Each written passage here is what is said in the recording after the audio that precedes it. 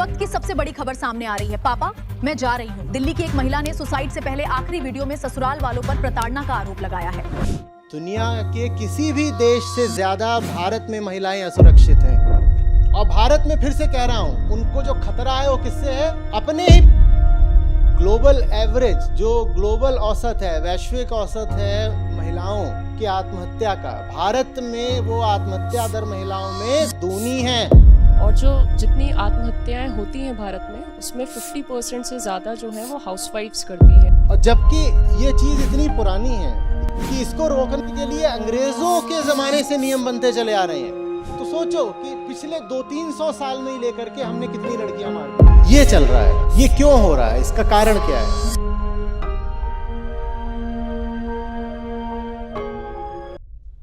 हमने जो बेटियां खोई हैं पिछले 20 साल में, उनकी संख्या करोड़ों में है। तो अभिषेक, आप जो खतरा समझ रहे हो हमारी बच्चियों पर, खतरा उससे शायद 1000 गुना ज़्यादा बड़ा है। आप तो सोच रहे हो कि शायद कि कुछ हजार हिंदू लड़कियां हैं जिनके साथ कुछ बुरा हो जा रहा है। फिर किन्हीं और भाई ने थोड़ा और साहस करके थोड़ा और बड़ा आंकड़ा दिया। उन्होंने कहा कि कुछ लाख बेटियां हैं जो पिछले 10-20 साल में हमारे समाज ने खोई हैं। अब यथार्थ में जो है आंकड़ा वो सुनिए। जो यथार्थ आंकड़ा है वो है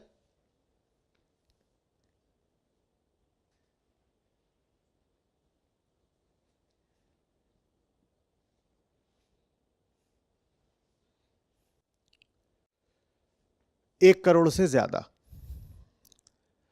और ये जो 1 करोड़ है, ये दुनिया के बहुत सारी देशों की आबादी की तुलना में खड़ा करा जा सकता है। 1 करोड़ बेटियां भारत ने, विशेषकर हिंदुओं ने, सिर्फ पिछले 20 साल में ही खोई हैं। और जो वास्तविक आंकड़ा है वो 1 करोड़ से कहीं आगे का हो सकता है। ये सरकारी आंकड़ा है। ये आंकड़ा सरकार की जनगणना पर आधारित है। ये किसी की कल्पना नहीं है आंकड़ा। जितनी कई देशों की जनसंख्या नहीं है, उससे ज़्यादा लड़कियां हमने सिर्फ पिछले 20 साल में गंवा दी हैं। और दुनिया का एकमात्र हिंदू देश है नेपाल। दुनिया का एकमात्र हिंदू देश है नेपाल। और नेपाल की जनसंख्या के लगभग बराबर लड़कियां भारत ने गंवा दी हैं। आप ज़रा जो खतरा है उसकी भयावहता को अपने भीतर उतरने दीजिए। महसूस करिए कि चल क्या रहा। कहाँ चली गई वो? क्या वो उड़ करके अमेरिका कनाडा चली गई? नहीं। और क्या हुआ उनका? क्या उन्होंने अपना लिंग परिवर्तन करा लिया?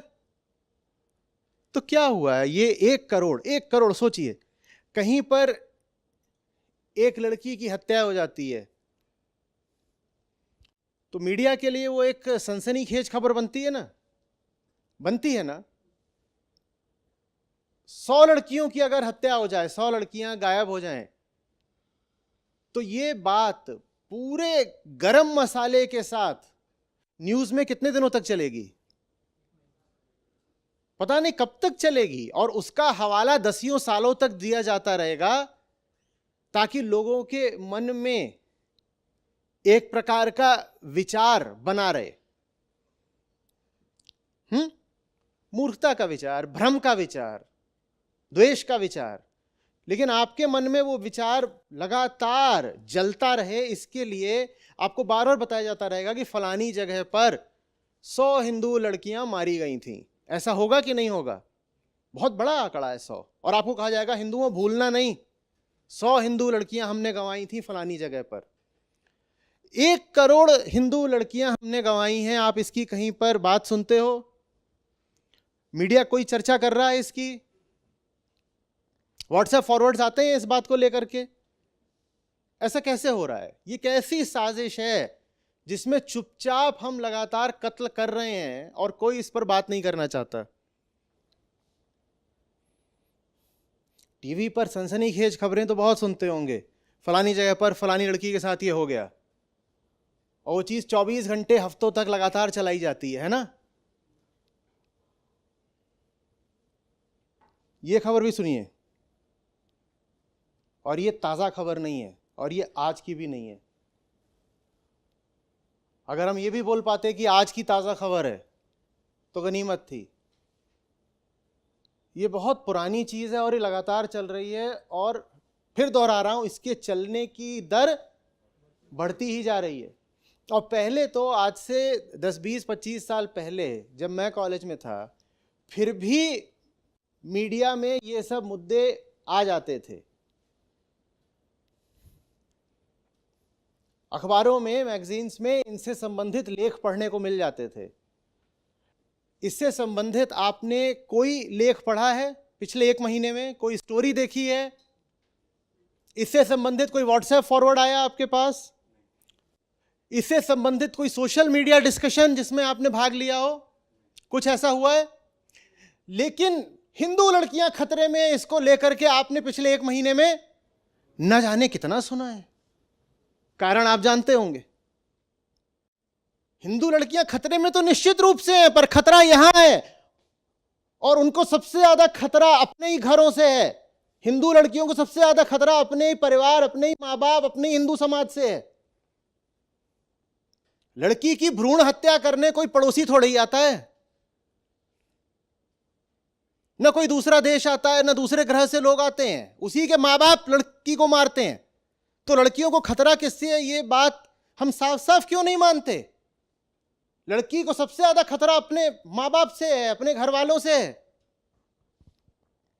और इसी पे याद आता है,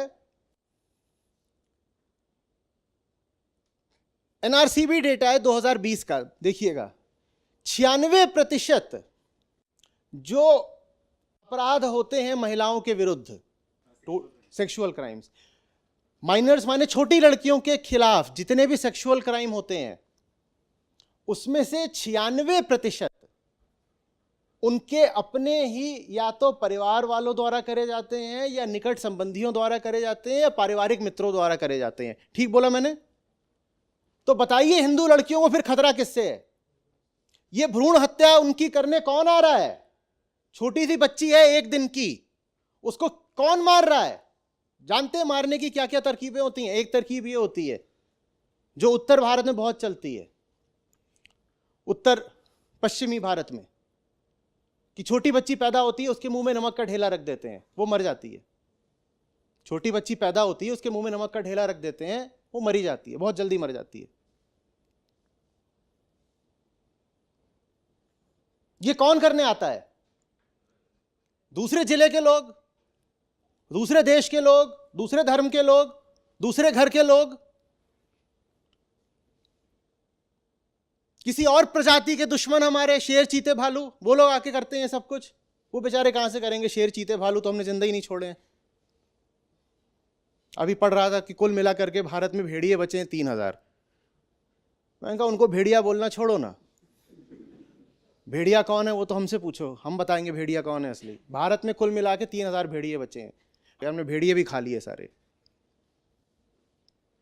तो शेर चीते भालू भेड़िए आकर के हमारी बच्चियों को नहीं मार रहे हैं, हम खुद उन्हें मार रहे हैं।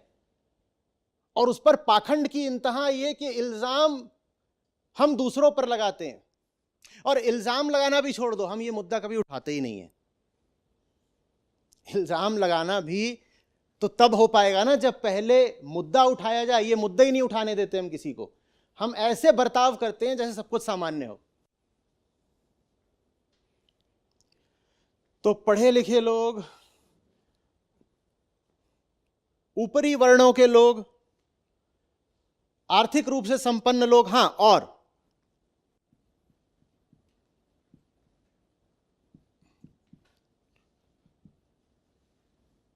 इसमें आप वेस्ट को भी जोड़ दीजिए।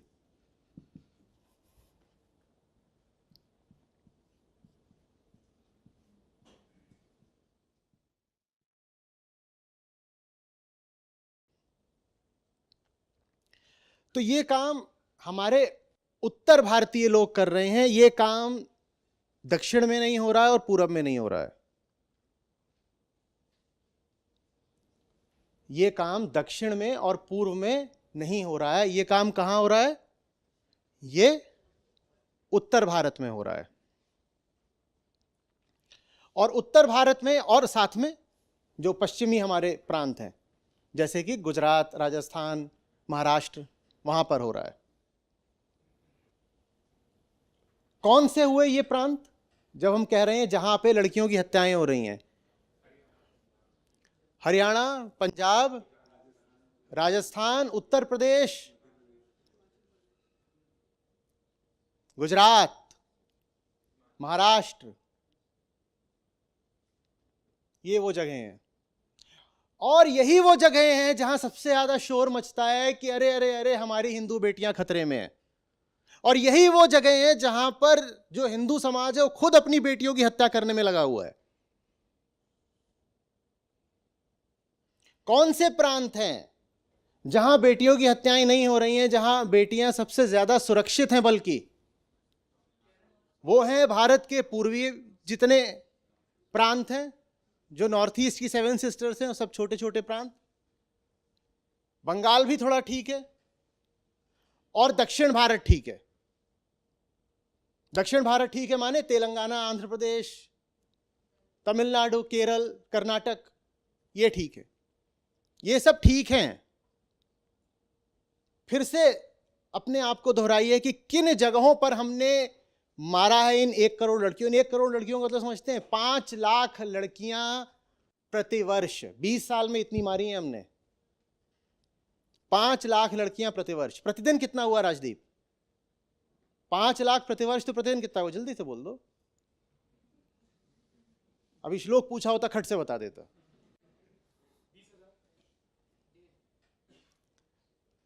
365, 5, 20, 2 कैसे आ सकता है? 2 का फैक्ट 1370।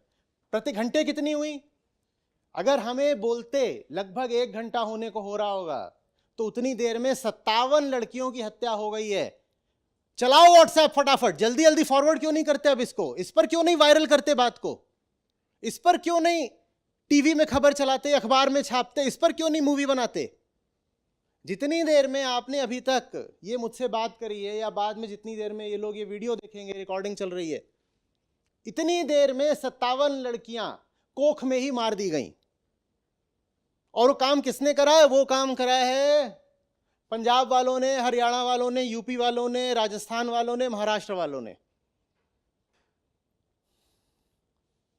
इन राज्यों में साझा क्या है देख लीजिए। और इन राज्यों के भी कौन से लोग हैं जो ये काम कर रहे हैं? गरीब लोग नहीं ये काम कर रहे, मध्यम वर्ग ये काम कर रहा है। अशिक्षित लोग काम नहीं कर रहे, ये पढ़े लिखे लोग। और हां, इसमें एक चीज आप और जोड़ सकते हैं,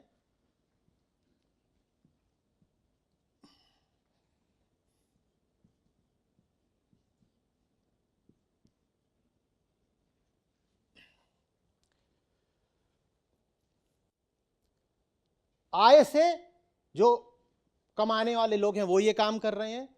शिक्षा से जो पढ़े लिखे लोग हैं वो ये काम कर रहे हैं। जाति से जो अपने आप को ऊंची जातियों का बोलते हैं वो लोग ये काम कर रहे हैं। देश में भौगोलिक दृष्टि से जो लोग उत्तर भारत में रहते हैं या पश्चिमी भारत में रहते हैं वो ये काम कर रहे हैं। और गांवों में ये काम बहुत कम हो रहा है, ये काम शहरों में हो रहा है। ये काम शहरों में हो रहा है। बिल्कुल खतरे में हैं भारत की बच्चियां, पर खतरा कहां से है ये तो समझिए।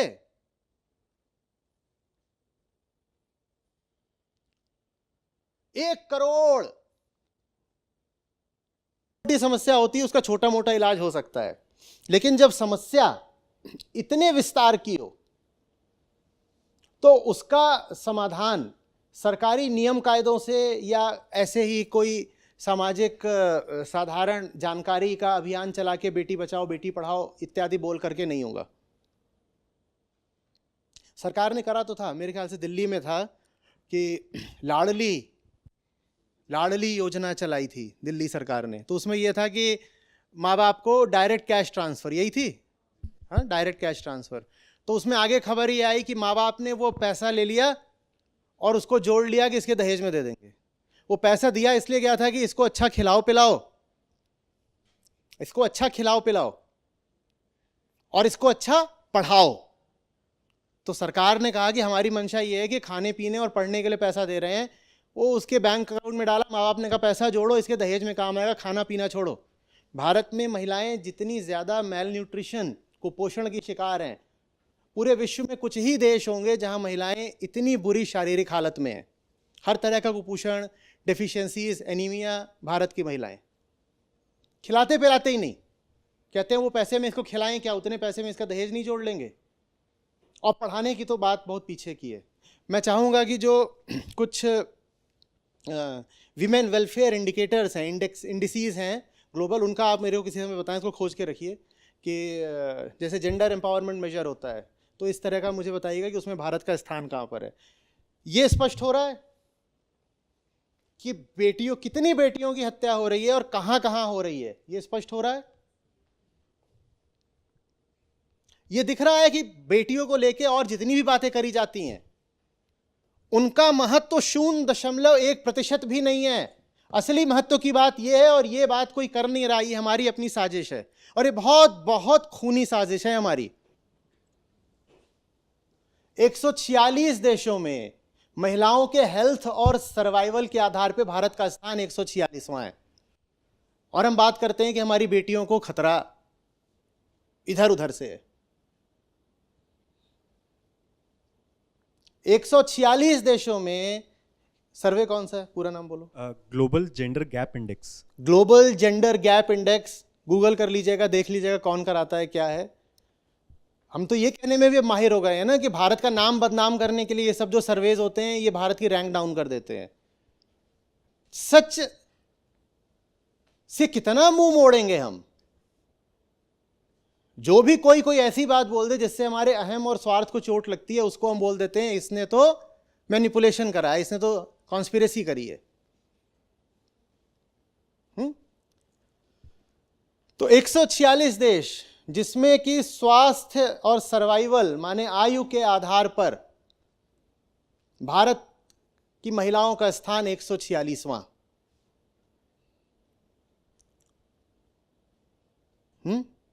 और इसके अलावा 3 और पैरामीटर्स मैं देख रहा हूँ। इसमें एक है आपका एजुकेशन अटेनमेंट, इसमें 107वीं रैंक है 146 देशों में। चलो बेहतर है थोड़ा जी। 146 देशों में 107वां स्थान जी। जब बात होती है शिक्षा की, जी, भारत की महिलाओं का 107वां स्थान। अच्छा लग रहा होगा, तो शुरुआत ही ऐसी हो गई कि उसके बाद अब कुछ भी आएगा वो बेहतर ही लगेगा।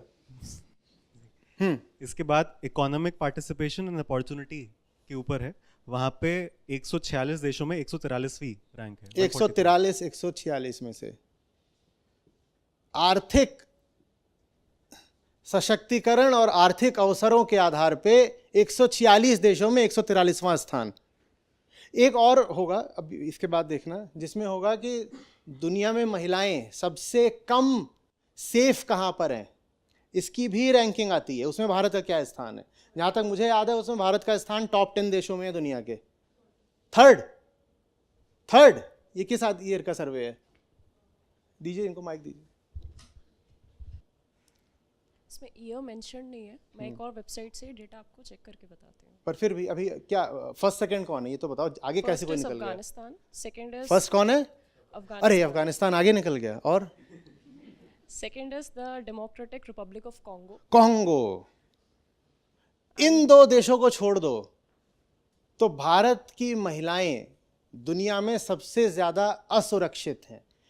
दुनिया के किसी भी देश से ज्यादा भारत में महिलाएं असुरक्षित हैं, और भारत को परास्त करने वाले यही दो देश हैं, अफगानिस्तान और कॉन्गो। और बहुत जल्दी जिस तरीके से हमारा समाज जा रहा है, ज़रूर हम इसमें स्वर्ण पदक हासिल करके दिखा देंगे। ओलंपिक में आते हो ना आते हो, यहाँ तो आने चाहिए। एक तो ये दिख ही रहा है 146/146, एक और इसमें आ जाएगा। फिर से इस बात को अपने भीतर घुसने दीजिए। दुनिया में तकरीबन 200 देश हैं अभी, उसमें से कुछ नहीं तो 150 देशों पे सर्वे भी हुआ होगा। जितने भी देशों में महिलाएं हैं, महिलाएं भारत से ज्यादा सुरक्षित हैं। और भारत में फिर से कह रहा हूं, उनको जो खतरा है वो किससे है? अपने ही परिवार से, अपने ही माँ बाप से, अपने ही दादा दादी से, अपने ही चाचा ताऊ और जो और विस्तृत परिवार एक्सटेंडेड फैमिली है वहां से है, या जो घर में आने जाने वाले घनिष्ठ मित्र लोग हैं, अंकल जी लोग, उन अंकलों से है। इसी में एक और डेटा है कि जो सुसाइड डेथ रेट है इंडिया में वो ट्वाइस है as compare to the global average for women. Global average, जो ग्लोबल औसत है, वैश्विक औसत है महिलाओं की आत्महत्या का, भारत में वो आत्महत्या दर महिलाओं में दूनी है। और जो जितनी आत्महत्याएं होती हैं भारत में उसमें 50% से ज़्यादा जो है वो हाउसवाइफ्स करती हैं इंडिया में। वो तो इसलिए भी है क्योंकि हाउसवाइफ्स ही ज़्यादा हैं, तो आत्महत्या भी होंगी तो हाउसवाइफ ही करेंगी। वही तो है, भारत में महिलाएं काम कर कहाँ रही हैं? जो लेबर फोर्स पार्टिसिपेशन रेट है भारत में, वो पहले भी कम था और पिछले 10-20 साल में तो एकदम ही ख़राब हो गया है। आपको क्या लग रहा है भारत में महिलाएं तरक्की कर रही हैं? नहीं। जो female labour force participation rate है वो भारत में और गिर रहा है। हमको ऐसा लगता है भारत की जो लड़की है बाहर निकले काम कर रही है, नहीं। 20 साल पहले ज़्यादा बड़ा अनुपात था महिलाओं की वर्क फोर्स में भागीदारी का। अभी कुछ हुआ है ऐसा कि महिलाएं अब घर ज़्यादा बैठ रही हैं। तो क्या क्या आंकड़ा दिया था कि अभी यही लेबर फोर्स से रिलेटेड क्या था आंकड़ा?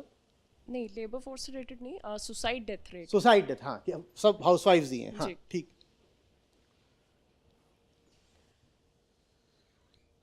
ये चल रहा है। ये क्यों हो रहा है? इसका कारण क्या है?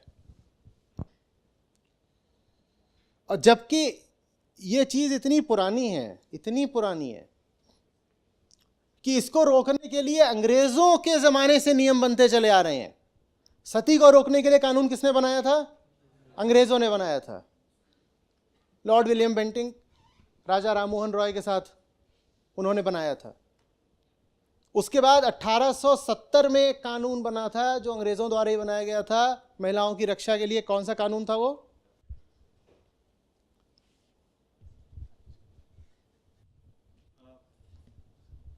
दहेज प्रथा 1961 में सरकार ने बंद कर दी थी। और दहेज अब जितना दिया जाता है इतना कभी नहीं दिया जाता था पहले। फीमेल इन्फेंटिसाइड एक्ट अंग्रेजों ने बनाया था 1870 में। उस समय भी हम अपनी बच्चियों को मार रहे थे। तो ये भी मत गिनो कि आज़ादी के बाद से हमने 3-4 करोड़ मार दी होंगी। 1870 में अंग्रेजों को कानून बनाना पड़ा, फीमेल इन्फेंटिसाइड एक्ट।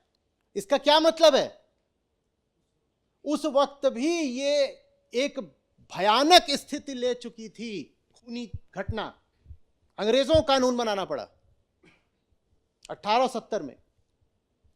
तो सोचो कि पिछले 200-300 साल में ही लेकर के हमने कितनी लड़कियां मार दी होंगी। समझ में आ रही है बात? आपको खुशी होगी इस नाते जो हमारी अपनी ऐप है जिसमें हमारे गीता और बाकी सब कार्यक्रम चलते हैं। यहाँ पर बुद्ध हैं, गीता है, उपनिषद हैं, अष्टावक्र हैं। ये मुझे मिले, मेरी ज़िंदगी बदली। ये तुम्हें मिलेंगे, तुम्हारी ज़िंदगी भी बदलेगी। सच पूछिए तो मतलब लाखों नहीं तो कम से कम हज़ारों ज़िंदगियाँ तो हैं जो बिल्कुल बदली हैं। 2 लाख से अधिक गीता प्रतिभागियों के साथ जुड़े आचार्य प्रशांत ऐप पर पहला महीना बिल्कुल फ्री गीता मिशन का पूरा एक्सेस। ऐप पर आपको मिलेंगे नियमित लाइव सत्र, हर दिन आचार्य प्रशांत के विशेष संवाद, गीता कम्युनिटी का एक्सेस, गीता परीक्षा, चयनित समाचार, ऑडियो बुक्स, कोट्स और भी बहुत कुछ। गूगल प्ले स्टोर या एप्पल ऐप स्टोर पर आचार्य प्रशांत सर्च करें और अभी डाउनलोड करें।